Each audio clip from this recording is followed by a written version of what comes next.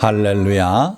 오늘 저는 여러 성도님들과 함께 바벨탑 무엇이 문제인가 이런 제목으로 함께 은혜를 나누겠습니다. 창세기 11장에 보면 그 홍수 후에 살아남은 신인류 그들이 동방으로 옮겨가다가 신할 평지를 만나서 거기서 바벨탑을 쌓다가 언어를 하나님께서 혼잡케 하심으로 다 흩어지는 그 바벨탑 사건이 기록이 되어 있죠. 이 바벨탑 사건을 자세히 보면 그 사건이 오늘을 사는 우리 현대인들에게도 큰 교훈이 되기 때문에 오늘 우리가 이 말씀을 함께 나누고자 한 겁니다. 자, 창세기 11장 1절에서부터 말씀 보면 온 땅의 언어가 하나요 말이 하나였더라. 이에 그들이 동방으로 옮기다가 신할 평지를 만나 거기 거류하며 노아의 방주가 도착했던 곳이 아라랏산이라고 성경은 기록하고 있고 그 아라랏산이 어딘가를 많은 사람들이 탐구를 했습니다. 그 결과 거의 공통적으로 일치되는 것이 이 터키 지방의 고산지대다 이렇게 돼 있어요. 그곳의 산들은 높이가 5,000m가 넘기도 하고 그 고산지대에서 방주를 벗어나서 이동하던 이 사람들이 세월이 가면서 숫자가 늘고 그러고서 여기 빨간 동그라미로 표시한 이 지역에 도착했어요. 여기가 바로 신할 평지죠. 여기에 그 바벨론도 위치하고 있고 농사짓기도 좋고 목축업하기도 좋은 아주 꿈만 같은 땅이었습니다. 그러니 이 산악지대에서 험악한 산악지대에서 이동해 오던 이들에게는 정말 더 이상 다른 데로 퍼져나가고 싶지 않은 그러한 복된 지역이었을 거예요. 그래서 성경은 신할 평지를 만나 거기 거류하며 이렇게 기록하고 있어요. 자, 우리가 하나님의 크신 섭리의 뜻에 거슬러서 때로는 주저앉고 거기서 복을 누리겠다고 하는 경우들이 종종 있는 것 같아요. 하나님께서는 아브라함도 갈대아 우르에서 불러내서 그 아버지를 그리고 하란에서 다시 또 하나님의 부르심을 받고 그러고 가나안 땅을 또 향해서 가게 하지 않습니까? 가나안 땅과 아브라함이 있었던 그 지역은 어디가 더 복된 땅인가? 인간의 눈으로 보면 이 메소포타미아 지역, 하란, 또 갈대아 우르 이 지역이 더 살기 좋은 그런 지역인 것 같아요. 그럼에도 불구하고 하나님께서는 뜻이 있어서 아브라함을 가나안으로 옮겨가지 않습니까? 자, 그러니까 인간의 눈으로는 이 신할 평지가 더 좋고 참 복된 땅이었지만 하나님은 거기서 그들이 살아가기를 원치 않으셨던 것 같아요. 자, 어쨌든 이 사람들은 신할 평지에서 만족하면서 자리를 굳히고 그리고 새로운 일을 하려고 합니다. 11장 3절과 4절의 말씀을 보니까 서로 말하되 자 벽돌을 만들어 견고히 굽자 하고 이에 벽돌로 돌을 대신하며 역청으로 진흙을 대신하고 자, 이 말씀 자세히 보면은 혁명적인 건축 자재와 공법을 가지고 있었다는 거예요. 복된 일 아닙니까? 말하자면 전기 자동차가 나오고 그러면 공해도 줄고 대단히 좋은 일 아닙니까? 그러나 문제는 그 기술을 가지고 있는 인간의 마음에 문제가 있다 하는 거예요. 그들은 혁명적인 건축 자재와 공법을 손에 넣게 됐어요. 돌을 대신할 견고한 벽돌. 이건 어떻게 얻어냈냐면 불에 구워내니까 그 진흙으로 만든 벽돌이 돌보다 단단하게 그렇게 굳어지더라는 거예요.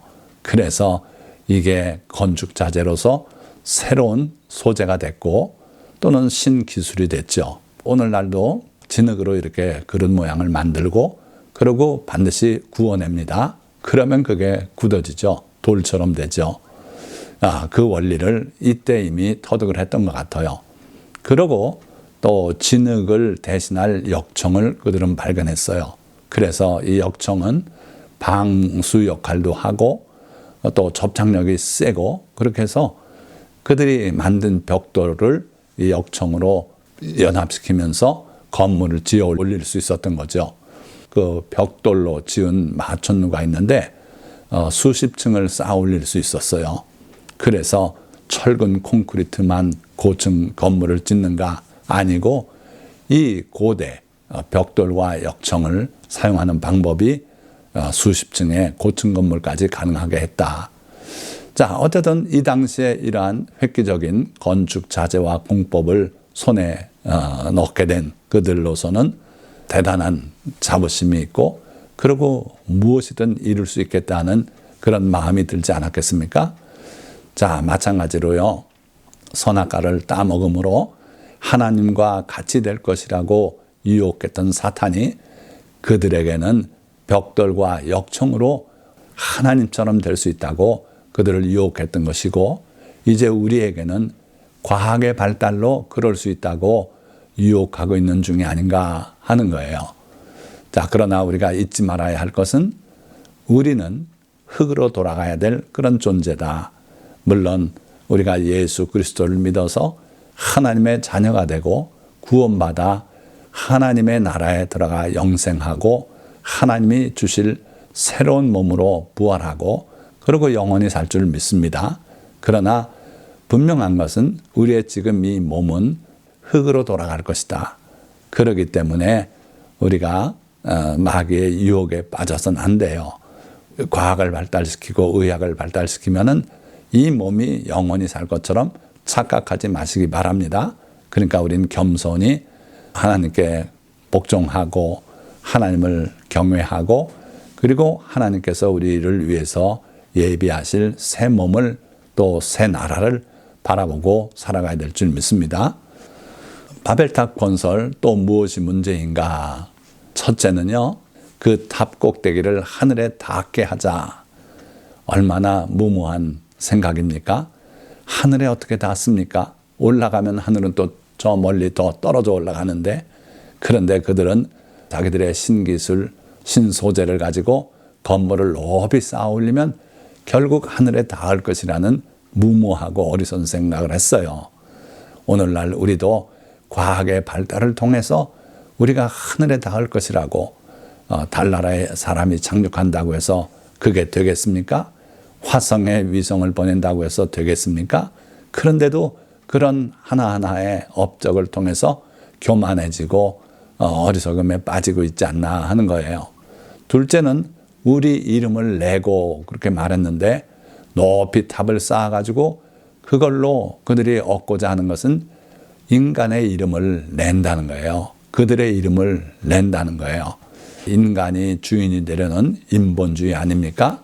하나님을 등지고 하나님을 망각하고 하나님 없이도 우리가 할 수 있다고 생각하고 그렇게 인간 중심으로 살려는 이 생각이 이때부터 싹트고 있었고 오늘날 많은 사람들이 하나님을 등지고 살고 있지 않습니까? 바로 인본주의예요. 이게 문제라 하는 거죠. 그리고 세 번째, 온 지면의 흩어짐을 면하자. 자, 이건 뭡니까? 하나님께서는 그들에게 흩어지라고 명령하셨어요. 그런데 이것이 복된 명령인 것을 그들은 몰랐어요. 하나님은 아담과 하와를 지으시고도 원초적인 축복 명령이라고 저는 그렇게 부르는데 그게 바로 생육하고 번성하고 땅에 충만하라는 거예요. 땅을 정복하고 다스리라는 것이죠. 자, 그런데 이 사람들은 어리석게도 그 명령을 오해하고 그리고 마치 흩어짐 죽을 것처럼 하나님의 뜻을 오해했어요. 그러나 하나님은 분명하게 그 노아의 방주에서 나온 그들에게 두 차례나 너희는 생육하고 번성하여 땅에 가득하라고 그렇게 명령하고 있지 않습니까? 이 명령은 복된 명령인데 그들은 그걸 오해했던 거예요. 5절 말씀 보니까 여호와께서 사람들이 건설하는 그 성읍과 탑을 보려고 내려오셨더라. 하나님은 감찰하신 하나님이시다. 보시는 분이시다 이거예요. 인간을 창조하고 그들 나름대로 살아가라고 내버려 두고 하나님은 저 하늘 높이 거룩한 나라에서 보좌에 앉아 그렇게 계신 하나님이신가? 구만리장천에 떨어져 사시는 그런 분이신가? 즉 이신론적 신이신가? 아니다 이거예요. 우리 하나님은 우리를 창조하시고 그 부모가 자식을 잊지 못하는 것처럼 우리를 늘 생각하시고 우리 살아가는 모습을 보길 원하시는 그런 하나님이시다. 그래서 하나님은 우리를 감찰하시는 하나님이시다. 그 하나님께서 이 사람들이 하는 일을 보려고 내려오셨더라 그랬어요. 역대하 16장 9절 상반절의 말씀을 보니까 여호와의 눈은 온 땅을 두루 감찰하사 전심으로 자기에게 향하는 자들을 위하여 능력을 베푸시나니, 하나님께서 우리를 감찰하시는 주된 이유는요, 자기에게 전심으로 향하는 자를 찾아내기 위해서 감찰하시는 거예요. 여러분들께서 참으로 하나님을 사랑하고 하나님을 의지하고 하나님을 향하여 부르짖고 하면 하나님께서는 그 사람을 잊지 않고 찾아오신다는 거예요. 그래서 뭘 하십니까? 능력을 베푸신다 그랬어요. 하나님의 능력을 보여주시는 거죠. 그래서 우리가 필요하면 치료도 베푸시고 구원도 베푸시고 승리도 갖다 우리에게 안겨주시고 물질의 복도 주시고 그렇게 하시는 하나님이시다. 자, 그런데 그 하나님은 그렇게 우리에게 능력만 베풀어 주시기 위해서 감찰하시냐? 아니고 때로는 악을 심판하기 위해서도 감찰하셔요. 그래서 홍수로 이전 인류를 멸하기도 하셨고 또 소돔과 고모라의 그 악한 무리들을 불과 유황으로 심판하기도 하셨고 또 지금 바벨탑을 쌓는 사람들은 언어를 혼잡하게 하심으로 그들을 결국은 흩으셨어요. 또 때로는 말씀의 기갈로 자기 백성에게 숨으시는 그런 경우도 있어요. 이것도 심판의 일종입니다. 적군의 칼을 통해 멸하기도 하시고 전염병으로 또 멸하기도 하시고 기근을 보내기도 하시고 때로는 거짓말하는 영을 보내셔서 자기 뜻을 이루기도 하시는 하나님이세요. 아끼는 자를 취해 가심으로 그렇게 심판하시기도 하는데 이것이 다 하나님께서 우리를 감찰하시는 그 결과로 다가올 수 있는 거예요. 그래서 여러분들은 하나님을 사랑하고 하나님을 경외하되 또 하나님은 이렇게 감찰하시는 분이다. 그래서 우리에게 능력을 베풀어 주시기도 하지만 심판을 내리실 수도 있다. 이걸 아시고 늘 하나님을 경외하는 여러 성도님들이 되시기를 주님의 이름으로 축원드립니다. 자, 그러면 6절부터 7절 말씀도 보니까 여호와께서 이르시되 이 무리가 한 족속이요 언어도 하나이므로 이같이 시작하였으니 이후로는 그 하고자 하는 일을 막을 수 없으리로다. 자, 우리가 내려가서 거기서 그들의 언어를 혼잡하게 하여 그들이 서로 알아듣지 못하게 하자 하시고, 자, 하나님께서 그들의 하는 일을 보시고 나서 그 해결책을 이렇게 정하셨어요. 이 무리가 한 족속이고 언어도 하나이기 때문에 이같이 시작했구나. 그러니 이대로 두면은 그 이후에도 어떤 엉뚱한 짓을 계획하고 실행하더라도 그걸 막을 도리가 없겠구나. 그러니 이렇게 하자. 그래서 하나님이 해결책을 내셨어요. 하나님의 해결책은요, 정말 어렵고 복잡한 문제, 오늘날 중동 사태 같은 거 얼마나 복잡합니까? 복잡하게 그지없고 이 사람들이 저 사람의 적이 되고 얽히고 설켜가지고 정말 현명한 해결책을 찾기가 어려워요. 우리 인간의 머리로 그렇습니다. 그러니까 중동 사람들 이스라엘하고 원수가 돼서 이렇게 싸운다 쉽게 생각하면 그런데 그것이 아니고 이란과 이락이 또 원수고 또 이란과 이란이 손잡고 또 다른 민족을 해치기도 하고 그리고 하마스와 헤스볼라가 가까운 것 같으면서도 또 그렇지도 않고 아주 복잡해요. 후티 반군 문제도 그렇지요. 정말 해결책이 보이지 않는 지금 사태예요. 그러나 하나님께서 하시고자 하면 간단한 해결책이 있을 줄 믿습니다. 여기도 보니까 이걸 어떻게 하면 좋을까 그렇게 생각하기 쉬운데 하나님은 간단한 해결책을 내셨어요. 그거는 그들의 언어를 혼잡하게 하여 그들이 서로 알아듣지 못하게 하면 되겠다 하는 거예요. 그러니까 하나님은 이같이 간단한 해결책으로 이 문제를 해결하셨어요. 그런데 이것도 하나님의 은혜더라 하는 거예요. 왜 그렇습니까? 내버려두면 결국은 인류는 하나님을 대적하고 하나로 뭉쳐서 신할 평지에 있다가 하나님께서 진노하셔서 심판을 내리시게 되면 또다시 노아 홍수와 같은 그의 버금가는 그런 심판으로 인류가 멸절될 수밖에 없었던 그런 위기 상황이라고 볼 수도 있어요. 자, 그래서요 8절, 9절 보니까 이제 종결 끝맺음 장이죠. 여호와께서 거기서 그들을 온 지면에 흩으셨으므로 그들이 그 도시를 건설하기를 그쳤더라. 자, 하나님이 온 지면에 흩으셨다 그랬는데 한 사람 한 사람 잡아서 이리 던지고 저리 던져서 지면에 흩으셨습니까? 아닙니다. 간단하게 언어를 혼잡하게 하셨어요. 물론 그것도 사람의 능력으로는 할 수 없는 일인데 하나님이시니까 그렇게 하실 수 있었던 거죠. 그래서 서로 말이 다르니까 의사소통이 안 돼요. 그래서 스스로 갈라져서 말이 통하는 사람들끼리 이리로 가고 저리 가가지고 결국 온 지면에 흩어졌다 하는 거죠. 자, 그래서 그들이 그 도시를 건설하기를 그쳤더라. 그러므로 그 이름을 바벨이라 하니 이는 여호와께서 거기서 온 땅의 언어를 혼잡하게 하셨음이니라. 여호와께서 거기서 그들을 온 지면에 흩으셨더라. 자, 이 이야기를 못 믿는 분들이 더러 있는 것 같아요. 그러나 하나님은 이 일을 분명히 하셨어요. 저희가 캐나다 여행을 할 때 그 로키 산맥 산 높은 곳에 올라가서 보니까 조개 껍질이 있더라고요. 화석이라고 할 수 있죠.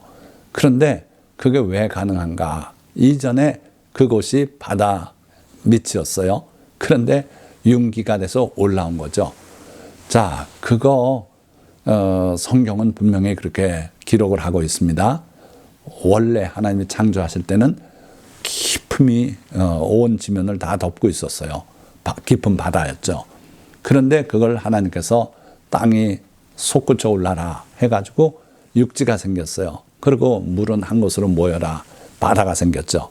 그런데 그때까지는 육지 하나, 바다 하나예요. 지구 표면에. 그러니까 육지는 육지로 그냥 다 뭉쳤고 물은 또 물대로. 그런데 또 창세기 기록을 보면은 결국은 하나님께서 땅을 갈라지게 하셨다 그랬어요. 그래 지금 지질학자들이 다 공통으로 인정하는 그건 아주 과학적인 사실이 돼버렸는데 이 땅이 판으로 돼 있단 말이죠. 그래서 그 땅 대륙의 판들이 서로 부딪히고 하면서 지진이 나고 이렇게 되지 않습니까? 자, 그게 성경에 다 기록이 돼 있어요. 간략하게 기록돼 있지만 하나님께서 그렇게 하셨다는 거예요. 그것이 뒤늦게 과학으로 규명이 되고 그런 것처럼 이 언어도 인류의 언어가 하나였다는 그런 증거들이 많이 있답니다. 그런데 그 후에 이렇게 언어가 나뉘어졌어요. 그래서 하나님께서 그 간단한 방법을 동원해서 결국은 하나님의 뜻을 이루시고 그들을 온 지면에 흩으셨더라 그랬어요.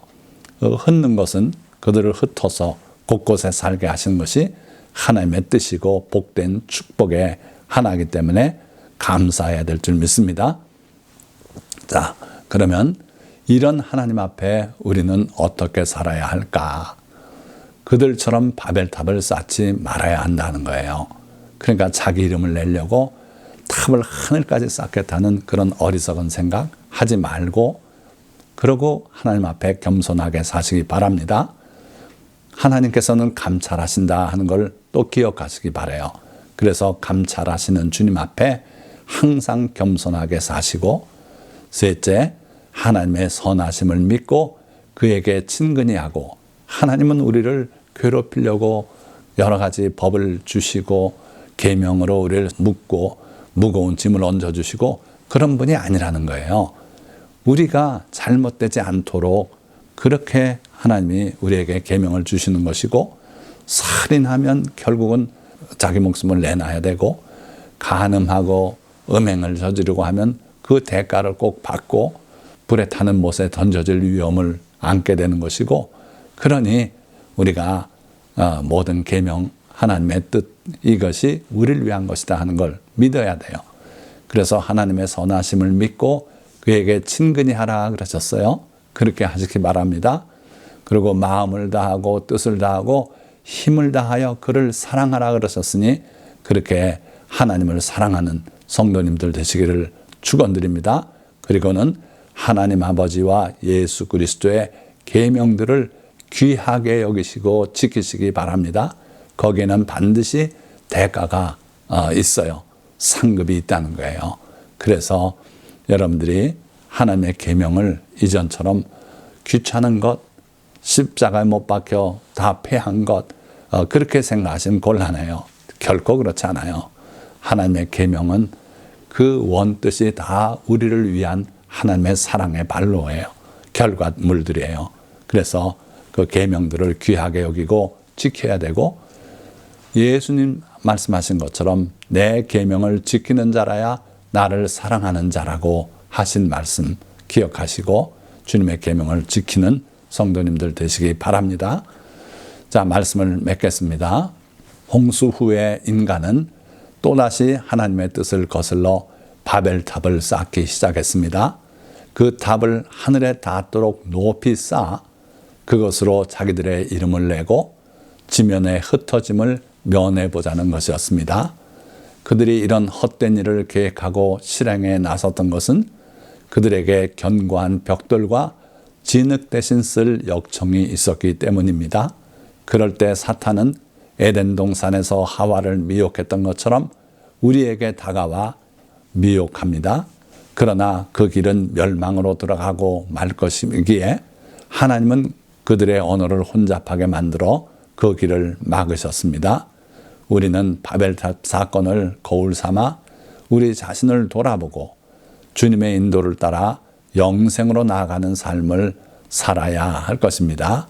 오늘 이 설교 말씀을 들은 모든 성도님들이 결코 바벨탑 쌓는 일에 나서지 마시고 겸손히 하나님의 말씀을 순종하고 하나님을 경외하고 하나님을 사랑하여 하나님의 예비하신 큰 복 가운데 승리하며 살아가시기를 예수 그리스도의 이름으로 축원드립니다.